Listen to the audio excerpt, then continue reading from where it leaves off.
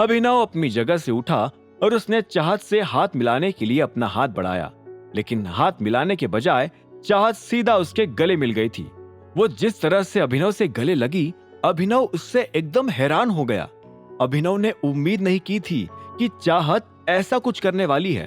तभी अभिनव ने देखा कि दरवाजे के उस पार से एक लड़की चाहत और अभिनव को गले मिलते हुए देख रही थी।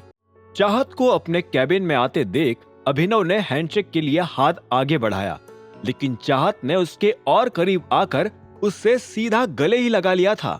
इससे अभिनव अंदर से हिल गया, पर उसकी यह हैरानी कुछ ही देर में डर में बदल गई जब उसे कैबिन के बाहर कोई लड़की खड़ी दिखी। उस लड़की को बाहर खड़े देखकर ही अभिनव ने झट से चाहत को दूर कर दिया। अरे क्या कर रहे हो अभिनव? चाहत ने कंफ्यूज होकर पूछा। अभिनव अभी भी उस कांच के गेट के बाहर खड़ी लड़की को ही देखे जा रहा था। कुछ नहीं, वो एकदम से तुमने हग कर लिया ना तो मैं हग नहीं कर सकती? हम दोनों दुश्मन हैं क्या? चाहत के जवाब पर अभिनव ने गहरी सांस लेते हुए कहा, एक्चुअली उधर देखो, कोई लड़की हमें देख रही है। मैं नहीं चाहता कि फिर से कोई तुम्हें मेरे साथ देखकर उसका गलत मतलब निकाले। चाहत ने पलटकर देखा तो बाहर वाकई एक लड़की खड़ी थी। हालांकि उसके खड़े होने के अंदाज की वजह से उसकी शक्ल पहचान पाना मुश्किल था। उसने फिर अभिनव की ओर नजरें घुमाई और हंसकर कहा, तुम इतना टेंशन क्यों ले रहे हो? हम उसे देख सकते हैं, वो थोड़ी ना हमें देख सकती है। चाहत की बात पर अभिनव ने भौहें ऊपर की। क्या? मैं कुछ समझा नहीं। चाहत मुस्कुराई और उसने फिर कहा, अरे तुम्हें पता नहीं कि ये ग्लास सिर्फ वन वे ही है। मतलब तुम बाहर क्या हो रहा है देख सकते हो, लेकिन बाहर वाले अंदर कुछ नहीं देख सकते। चाहो तो चेक कर लो। अभिनव चेक करने के लिए गेट के पास जाने लगा। इतने में चाहत फिर से बोल पड़ी, अरे डिटेक्टिव एजेंट, बैठ जाओ। मेरी बात पर इतना भी भरोसा नहीं है, और तुम्हें तो अब काफी दिन भी हो गए यहाँ काम करते हुए। अपने कैबिन के बारे में इतना तो पता चल ही जाना चाहिए था।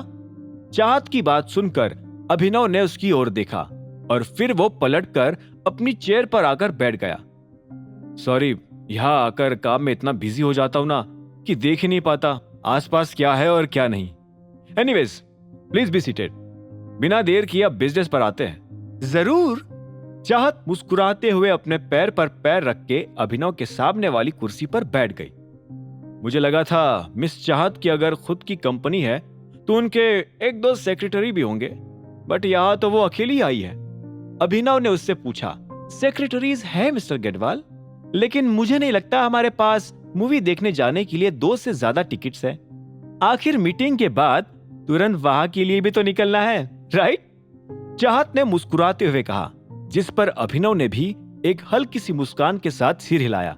राइट, तो फिर स्टार्ट करते हैं। बताओ आपकी क्या रिक्वायरमेंट्स हैं? अभिनव ने अपनी टोन अब कैजुअल से प्रोफेशनल कर ली। चाहत ने भी ये नोटिस किया और वो प्रोफेशनली अपनी रिक्वायरमेंट बताने लगी। मेरी कंपनी अपने ऑफिसेस में सीसीटीवी कैमरास अपग्रेड करना चाहती है, और हमने प्रोडक्ट और सर्विस रिसर्च के बाद आपकी कंपनी यानी इमेजिंग सिक्योरिटीज को शॉर्टलिस्ट किया है। Glad to hear that. Product and services से रिलेटेड हमारी कंपनी में आज तक ना कोई कंप्लेंट आई है, ना ही कभी आएगी। I can guarantee that. आप प्लीज अपनी रिक्वायर्ड क्वांटिटी बताइए। अभिनव ने अपना सिर हिलाते हुए कहा, पहले तो मैं प्रोडक्ट की टेस्टिंग करना चाहती थी, लेकिन जैसे अब कंपनी मिस्टर गढ़वाल के हाथों में है तो आई एम कॉन्फिडेंट कि मैं एक साथ ही पूरा ऑर्डर दे सकती हूँ। मुझे अपनी कंपनी के लिए 2000 यूनिट्स चाहिए, और साथ ही कुछ पार्टनर कंपनीज भी है, उनका टोटल ऑर्डर भी 2000 यूनिट्स के आसपास ही रहेगा। सो ओवरऑल 4000 यूनिट्स चाहिए। चाहत ने गर्व से अपनी रिक्वायरमेंट बताई और अब वो अभिनव के रिएक्शन का इंतजार करने लगी। अभिनव ने भी सिर हिलाकर हल्की सी स्माइल के साथ जवाब दिया, 4000 units is a great order. Thank you miss Chahat, but besides just to remind you, हम इंस्टॉलेशन की कॉस्ट अलग से चार्ज करते हैं। Don't worry, it is reasonable. दूसरी कंपनीज अपने प्रोडक्ट के प्राइस को ही बढ़ाकर उसमें इंस्टॉलेशन चार्ज भी ऐड कर देते हैं, इसलिए कोई प्रॉब्लम नहीं। मैं बस ये जानना चाहती हूँ कि डिलीवरी कब तक हो सकती है। चाहत ने अपने हाथ टेबल पर रखकर प्रोफेशनल टोन में पूछा। आगे की कहानी जानने के लिए देखें अगला एपिसोड सिर्फ पॉकेट एफएम के यूट्यूब चैनल पर। और द रिटर्न ऑफ टाइगर के सारे एपिसोड्स को सुनने के लिए डिस्क्रिप्शन में दी लिंक से डाउनलोड करें पॉकेट FM ऐप।